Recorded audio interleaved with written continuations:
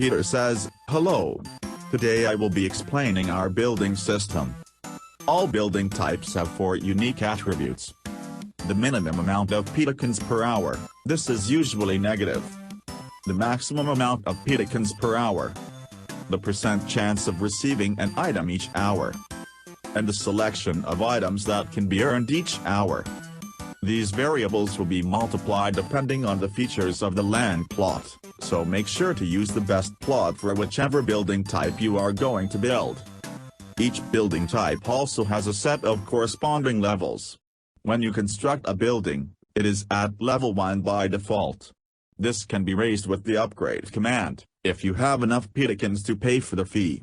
At higher levels, buildings will generate different revenue and items. Use the building command with a specified building type to learn the exact benefits of this process. I am going to include many more building types soon, some of which will have unique and interesting effects." Peter says, "I hope you enjoy constructing buildings.